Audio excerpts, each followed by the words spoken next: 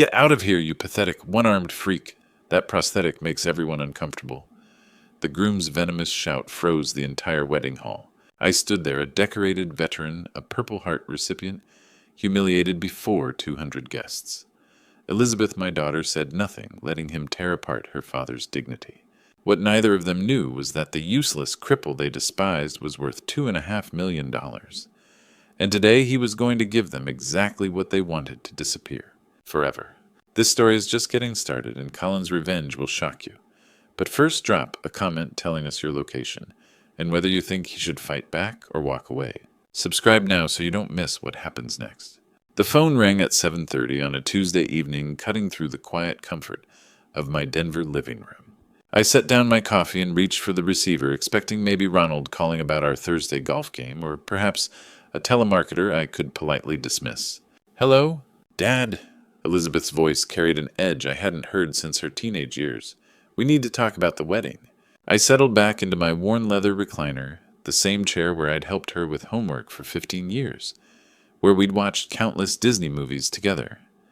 Sure, sweetheart. Everything going okay with the planning. A long pause. In the background, I could hear muffled voices. Lucas's voice, though I couldn't make out the words. That's actually why I'm calling. Her tone had shifted, becoming more formal and distant. There's been a change of plans regarding your attendance. My chest tightened. What kind of change? Another pause. More whispered coaching from Lucas's end. Dad, you know I love you, but... She took a shaky breath. That prosthetic arm of yours, it's very noticeable, and honestly, it's embarrassing. The words hit me like shrapnel. I looked down at my left arm, the prosthetic that had been part of me for 55 years since that hellish day in Vietnam, when I lost the real one, saving Tommy Martinez from a burning Huey. Elizabeth, what are you saying? Lucas's family is paying for everything, and they have very specific expectations about how things should look.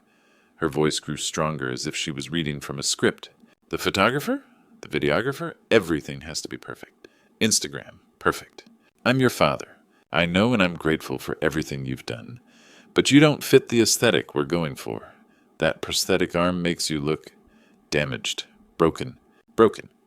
The little girl who used to trace the edges of my prosthetic with tiny fingers, who told her kindergarten class that her daddy was a superhero with a robot arm, was calling me broken. Elizabeth, this arm. I lost it serving our country. I was 20 years old trying to save a fellow soldier's life. That was 55 years ago, Dad. Nobody cares about that story anymore. What matters is how you'll look in the photos. Honestly, you'll ruin them. I heard Lucas's voice more clearly now. Tell him about the facility. My daughter's voice became even more mechanical. Trevor and I found some nice assisted living facilities, places with people your age, activities, medical care. You're 75 and isolated since you retired. This would be good for you. You want to put me in a nursing home so I won't embarrass your new family. Don't be dramatic, Dad. We just think it's time for a clean slate.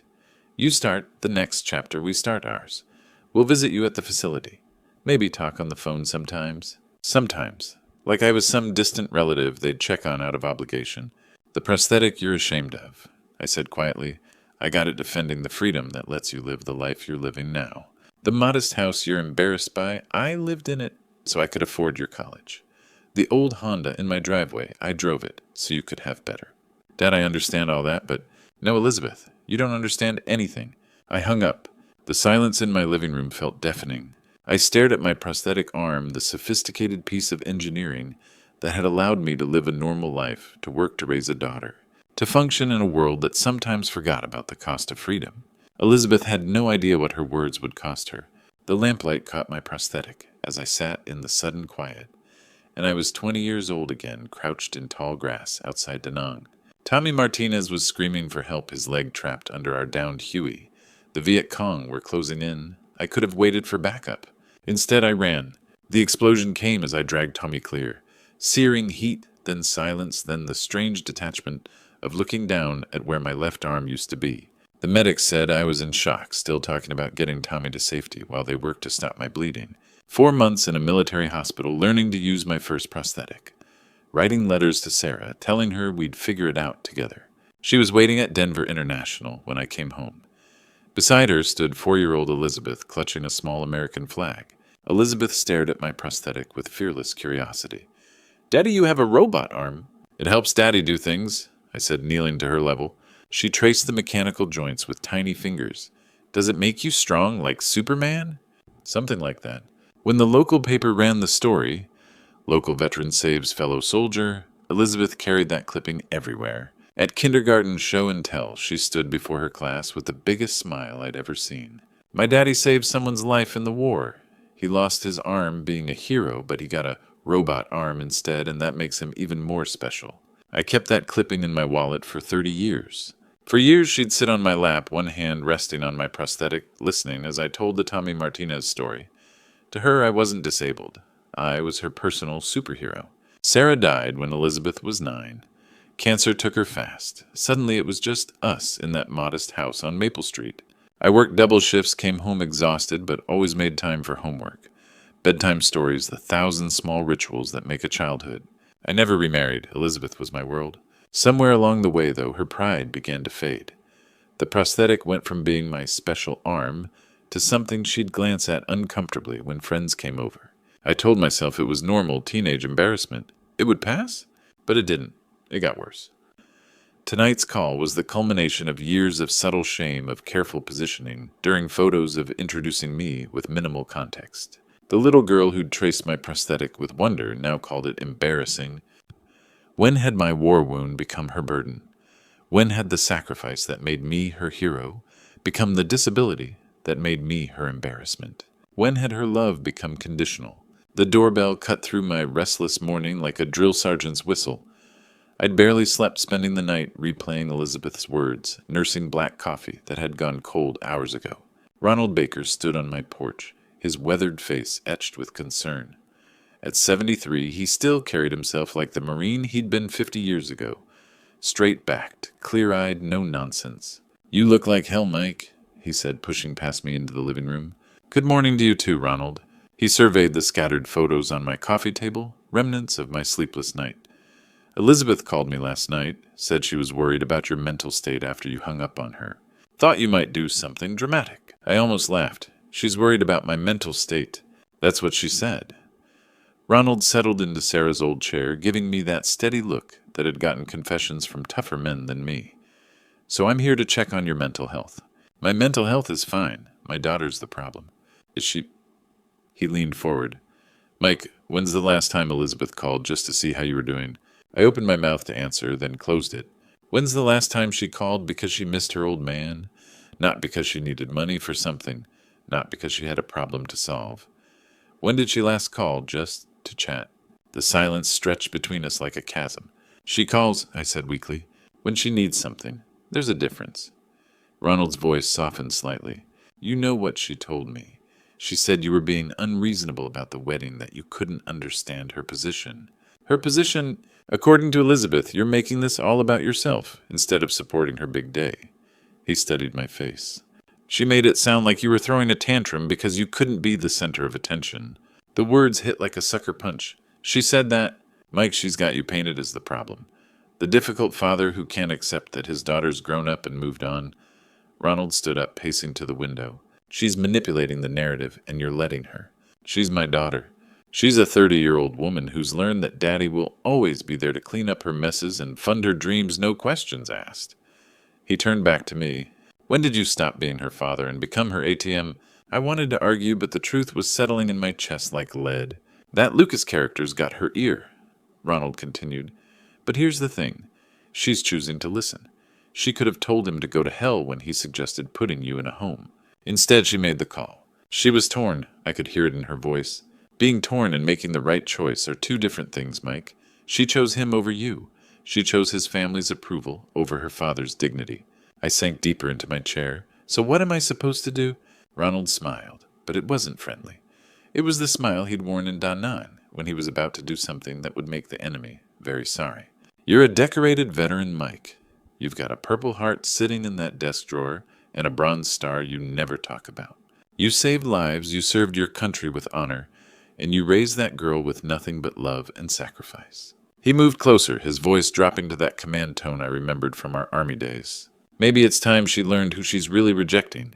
After Ronald left, I climbed the stairs to my home office, a spare bedroom lined with filing cabinets that Elizabeth had never bothered to ask about. She'd always assumed they contained old engineering documents, maybe some tax records from my decades at Morrison and Associates. She'd never imagined they held the financial foundation of a small empire. I pulled out my leather portfolio and opened it for the first time in months. Time to remind myself exactly who Colin Ashford really was. The first document was a property deed dated March 1996. The duplex on Colfax Avenue purchased with Sarah's life insurance money when Elizabeth was 11. I'd bought it in a neighborhood everyone said was dying, but I saw potential. 29 years later, it was worth 4 times what I'd paid, generating steady rental income every month. Next came the commercial building on South Broadway. I'd picked it up in 2006 when the previous owner went bankrupt, and everyone thought that stretch of the city was finished. The coffee shops and artisan breweries that moved in 5 years later proved me right. Current value $800,000. The apartment complex in Lakewood came during the 2012 foreclosure crisis. 24 units that nobody else wanted in an area people called sketchy. I saw working families who needed affordable housing and an investment opportunity.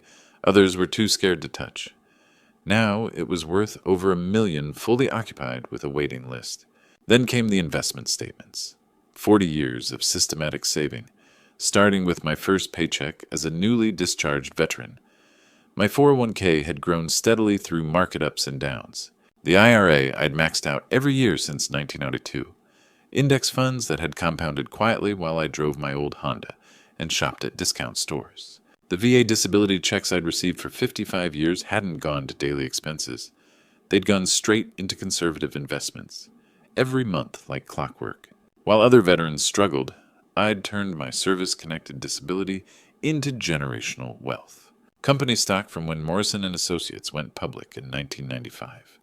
I'd bought shares with every bonus, every overtime check, watching them split and grow over 3 decades. Conservative bonds and CDs, the boring investments that financial advisors always recommended for people my age. Steady, predictable growth that added up to more than most people earned in their entire careers. I spread the statements across my desk like a general reviewing battle plans. Property values, investment balances, rental income projections. The numbers told the story of a man who'd lived modestly, not because he was poor, but because he was building something bigger. Total net worth $2.5 million. I sat back in my chair, staring at the figure that represented 55 years of discipline and sacrifice. 55 years of driving that old Honda while my portfolio grew. 55 years of shopping at Walmart while my assets appreciated.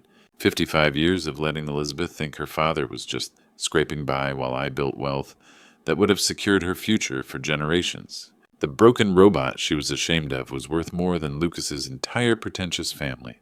I reached for my phone and dialed Jonathan Sterling, the estate attorney who'd helped me draft my will 5 years ago.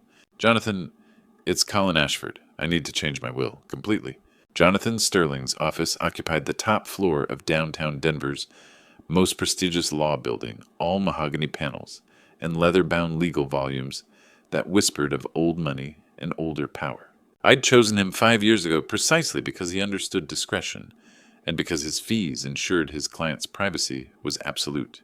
"Colin, good to see you," he said, gesturing to the chair across from his imposing desk. "You sounded urgent on the phone." "I need to change my will, Jonathan, completely." He pulled out a thick file folder, my estate documents meticulously organized. "Let's review your current arrangements first. As it stands, your entire estate goes to Elizabeth Ashford upon your death, with provisions for her children, should she predecease you. That needs to change. All of it." Jonathan set down his pen, giving me the measured look that had served him well in 40 years of family law. "Colin, this is a substantial estate. Are you certain about this decision?" I told him about the phone call, about being called embarrassing, broken, damaged, about the nursing home ultimatum delivered with Lucas's coaching in the background, about 29 years of sacrifice met with ultimate betrayal.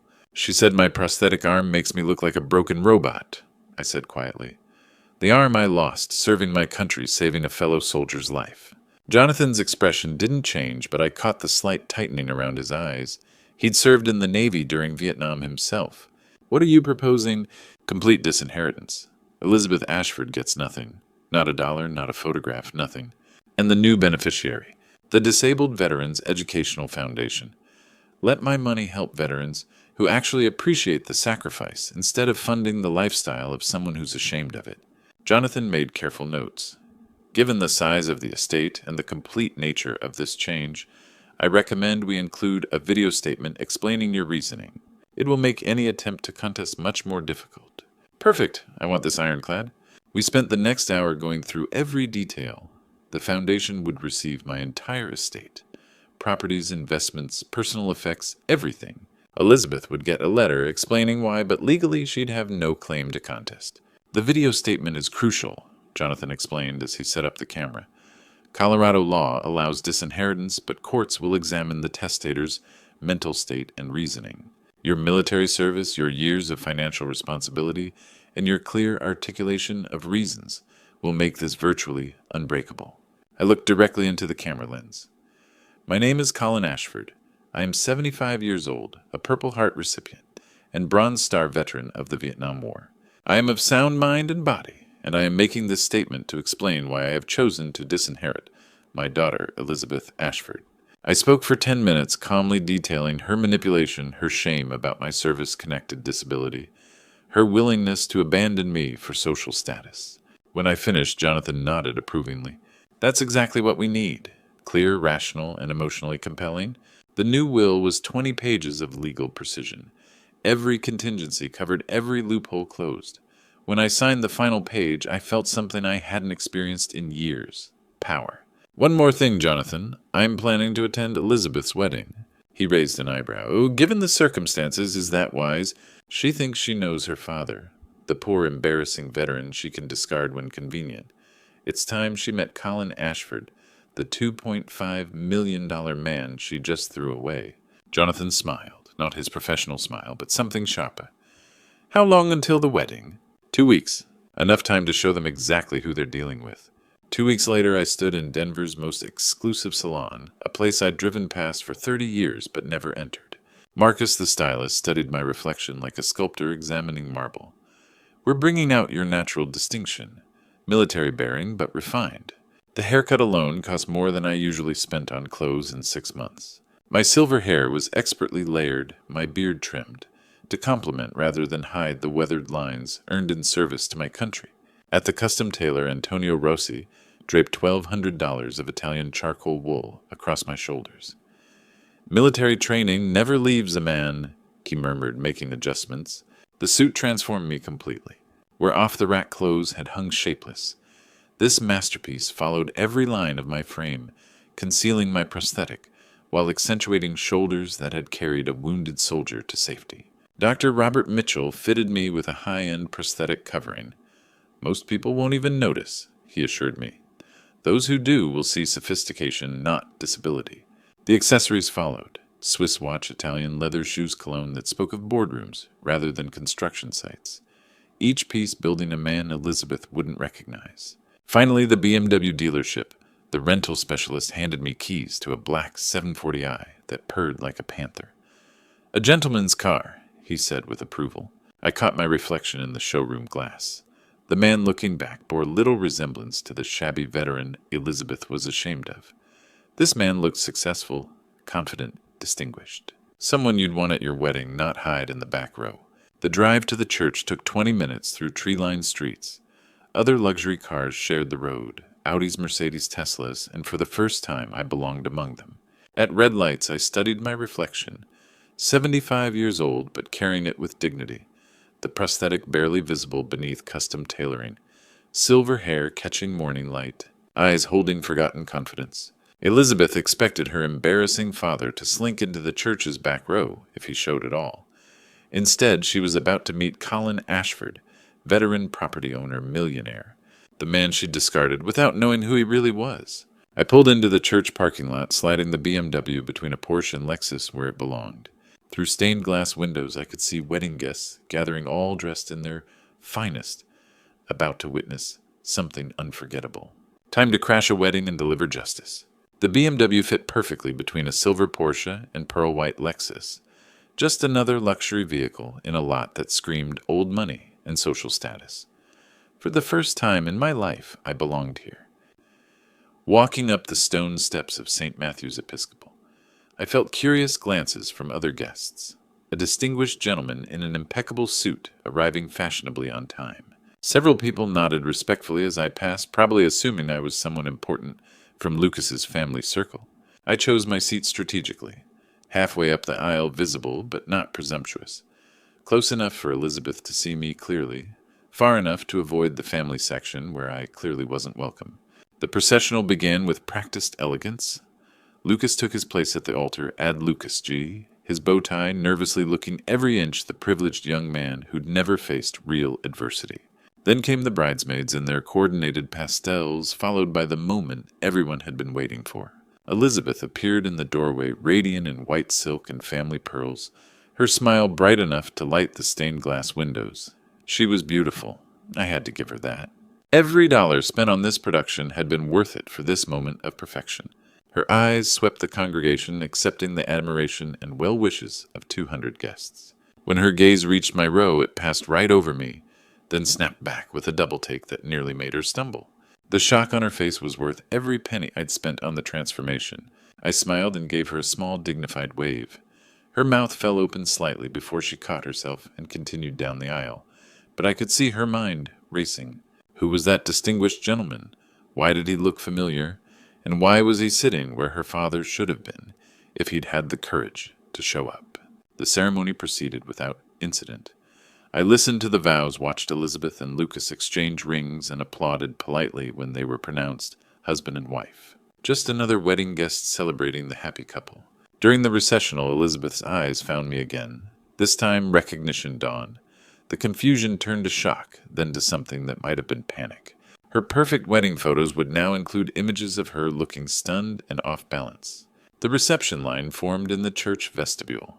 I waited until most guests had offered their congratulations before approaching. Elizabeth stood beside Lucas, accepting compliments on her dress, her flowers, her perfect day, but her smile had become fixed and artificial. When she saw me approaching her, breathing quickened. "Congratulations, Elizabeth," I said calmly. Lucas's face went from confusion to recognition to fury in seconds. "What the hell are you doing here? We told you not to come." I specifically said we didn't want that old cripple ruining our perfect day. Lucas, Elizabeth hissed, grabbing his arm as nearby guests turned to stare. But Lucas was beyond caring about appearances now. "This is my wedding. I won't have some broken-down old amputee embarrassing us in front of everyone." The vestibule fell silent. 200 guests in their finest clothes, watching a groom publicly humiliate a distinguished elderly gentleman. Several veterans in the crowd stepped closer, their faces darkening. I smiled calmly, ad Lucas my custom cufflinks. "You must be the young man who's been coaching my daughter." Lucas's face flushed red, finally taking in my expensive suit, my professional styling, my quiet confidence that money and self-respect provide. This wasn't the shabby embarrassment Elizabeth had described. "Dad," Elizabeth's voice was small and uncertain. You look different." I smiled. "Yes, I imagine I do. It's amazing what a good tailor can accomplish." I reached into my jacket and pulled out a cream-colored envelope, her name written in elegant calligraphy across the front. "This is for you," I said, pressing it into her trembling hands. "My wedding gift." Elizabeth took the envelope like it might explode. "Dad, Congratulations on your perfect day, sweetheart. I hope it's everything you dreamed it would be." I turned to Lucas, who stood speechless, finally understanding he'd made a terrible mistake. "Take care of her. She's all I had in this world." Had past tense. Let him puzzle over that. I kissed Elizabeth's cheek, the same cheek she'd probably spent an hour perfecting with makeup, and walked away, leaving 200 guests buzzing with whispers about the groom who'd just publicly attacked a decorated veteran. By the time she opened that envelope and read what was inside, I'd be gone forever.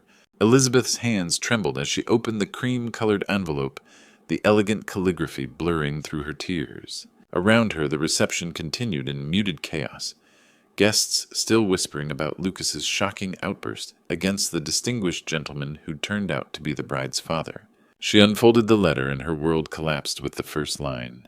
"My dear Elizabeth, by the time you read this, I will be gone from your life forever. Not dead, simply free." The words swam before her eyes as she continued reading.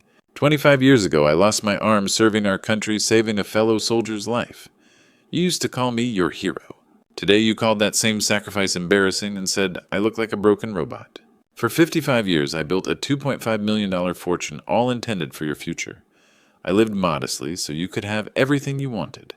I drove an old Honda so you could afford college. I shopped at discount stores so you could wear designer clothes. I never told you about the money because I wanted you to develop character first. Elizabeth's breath caught. $2.5 million. Instead, I created an entitled stranger who sees her father as an embarrassment. You said I don't fit your aesthetic. You're right. I don't fit into a world where appearance matters more than character, where a Purple Heart veteran is called a broken robot by his own daughter. The letter slipped from her fingers as the full weight of her father's words hit her. Lucas snatched it up, his face going white as he read. 2.5 million, he whispered loud enough for his mother to hear. Victoria Blackwell materialized beside them, her perfectly applied makeup, unable to hide the horror creeping across her features. What did you say? Elizabeth's father. Lucas's voice cracked. He's worth $2.5 million. Victoria grabbed the letter, scanning it with growing alarm. Within minutes, it was being passed among Lucas's family, each face registering the same devastating realization. My will has been changed. Every dollar of my fortune now goes to the Disabled Veterans Educational Foundation when I die. You wanted me gone from your life. Congratulations. You'll never see me again. Your father's love was unconditional. Your daughter's love was transactional. I finally learned the difference. Goodbye forever, Colin Ashford. P.S. The broken robot you're ashamed of is worth more than Lucas's entire family, but you'll never see a penny of it. The reception had devolved into whispered conversations and horrified stares. Elizabeth stood frozen as her perfect wedding disintegrated around her. You drove away a multimillionaire. Lucas's voice was barely controlled. Your father is worth almost $3 million, and you told me he was some broke loser living in a shack. I didn't know, Elizabeth whispered. How could you not know? Victoria's voice was shrill, her social composure finally cracking.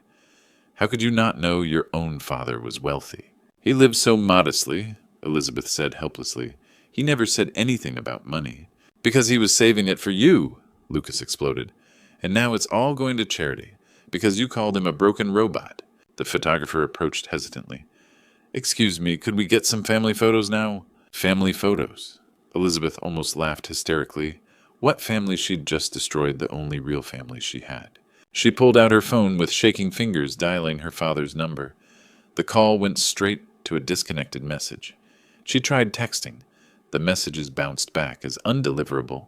Standing in her wedding dress in the church vestibule, surrounded by the wreckage of her perfect day, Elizabeth realized she had just made the most expensive mistake of her life.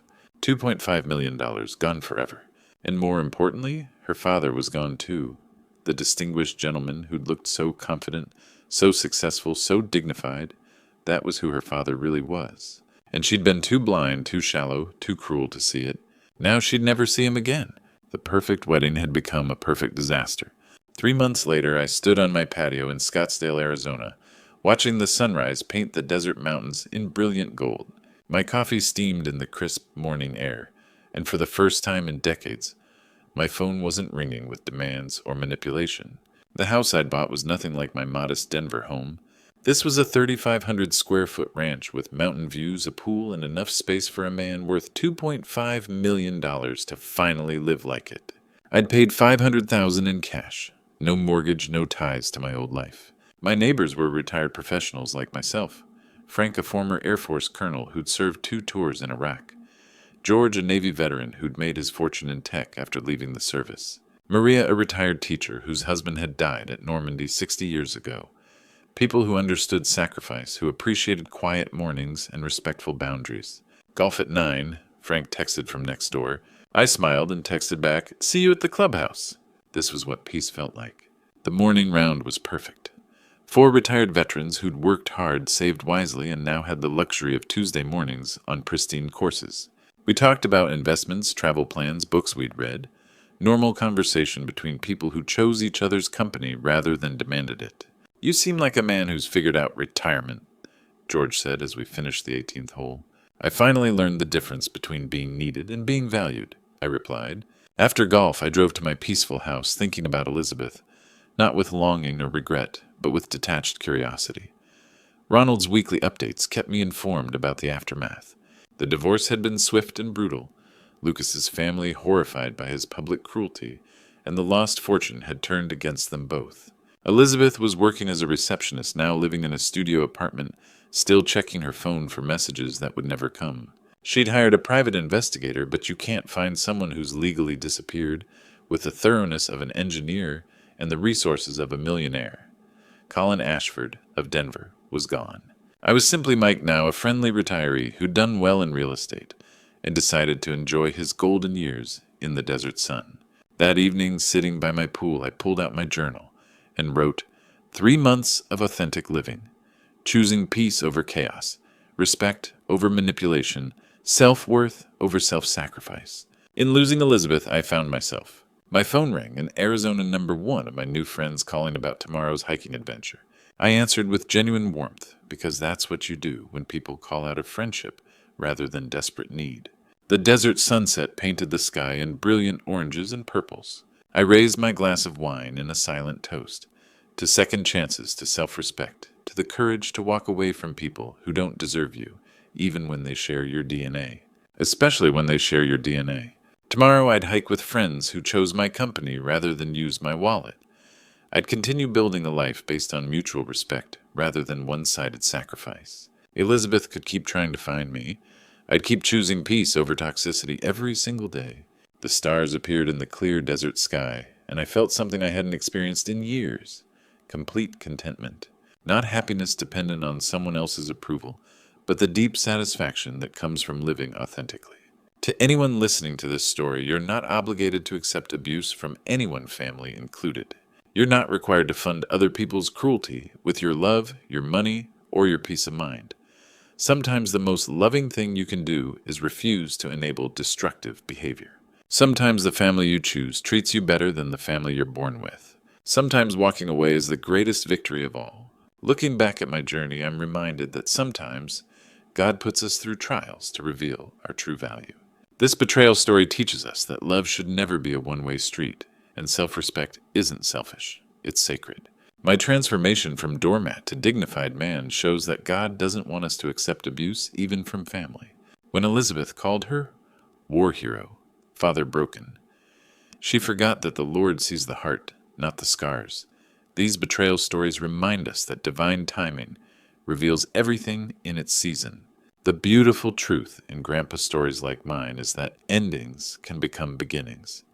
My journey proves it's never too late to choose yourself when others choose to discard you. Many Grandpa stories end in regret, but I chose redemption instead. God has a mysterious way of turning our deepest pain into our greatest freedom.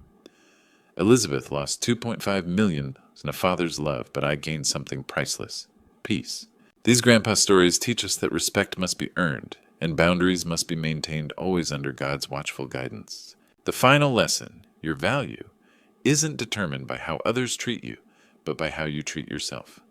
The Almighty gives us strength to walk away from toxicity, even when it breaks our hearts. What's your take on my choice? Have you ever had to walk away from toxic family members? Share your thoughts in the comments below. Your story matters too. Don't forget to subscribe for more powerful life stories, and hit that notification bell so you never miss our inspiring content.